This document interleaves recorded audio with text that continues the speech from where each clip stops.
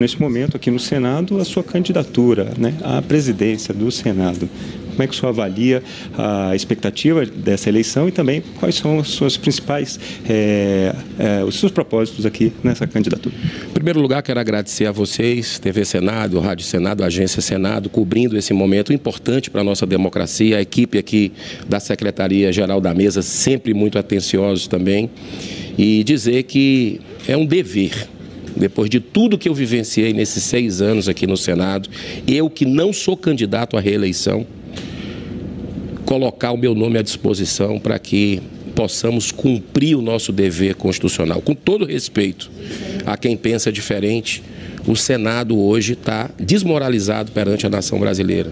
E essa casa tem funcionários respeitados, renomados, é uma casa que representa a Câmara Alta, a Casa Revisora da República.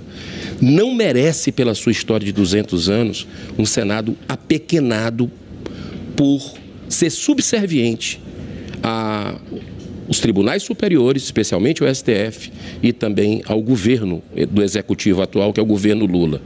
O Senado precisa se levantar. E agora é oficial, né? Acabei de registrar uma carta para o presidente Pacheco, também para o secretário-geral da mesa, Gustavo Saboia, me inscrevendo para essa eleição, que eu acho que o brasileiro vai assistir como uma final de Copa do Mundo, no sábado, dia 1º de fevereiro. O meu nome está à disposição para que a gente possa travar aí pautas importantes para a nação. Se fala tanto em pacificação do Brasil e precisamos da pacificação, mas não se move uma palha nesse sentido. A gente vê um espírito de vingança do atual governo Lula, a gente vê um espírito de revanche do Supremo Tribunal Federal que deu frutos inimagináveis em pleno século XXI. Presos políticos que hoje nós temos no Brasil. Pessoas que não tiveram direito à defesa, ao contraditório, não tiveram seus advogados acesso aos autos. Uma vergonha o que está acontecendo com o Brasil nessas narrativas que não se sustentam em pé. Então, uma das primeiras atitudes como presidente do Senado é levar a pauta para frente da anistia. Fazer um debate e vai lá, os senadores vão colocar o dedo se vão colaborar com essa injustiça sem fim ou se vão fazer com que o Brasil volte a respeitar a nossa Constituição, porque ela não foi respeitado na questão dos atos do dia 8 de janeiro. Também vou colocar impeachment de ministro do Supremo, tem 60 guardados pelas mesas aqui das presidências que passaram e nunca o Senado teve a coragem, a integridade de pautar, e nós vamos pautar. Pode ter certeza que, de forma muito responsável, dando direito total, amplo e restrito aos ministros que porventura venham passar pelo processo, mas nós vamos colocar para o Senado, para a maioria decidir.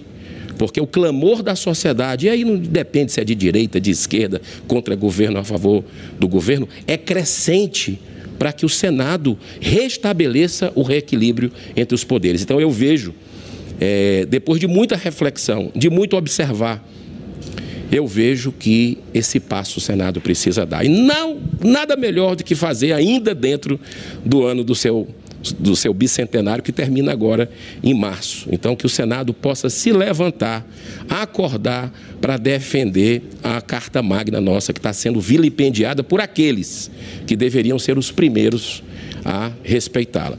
Também vamos mergulhar, nos aprofundar em analisar com transparência os gastos da casa. O senador Lazier Martins chegou a entrar com um decreto legislativo, fez um estudo com a Fundação Getúlio Vargas e daria para economizar dos quase 7 bilhões de reais do orçamento do Senado Federal para ele funcionar, daria para economizar pelo menos 500 milhões de reais, com cortes de mordomias, de privilégios, de regalias, e nós vamos fazer esse papel, até porque o Brasil precisa. Esse governo Lula jogou o país numa irresponsabilidade fiscal sem precedentes na história, que o brasileiro vai pagar a conta, já começando com o maior IVA do mundo, que é essa reforma tributária que foi aprovada com meu voto contra. Então nós vamos resgatar também com democracia. A democracia, nós vamos ver, eu acho que o momento mais forte da democracia do Senado agora, dia 1º de fevereiro. Porque os senadores vão escolher, com a população brasileira acompanhando, quem é o seu próximo presidente.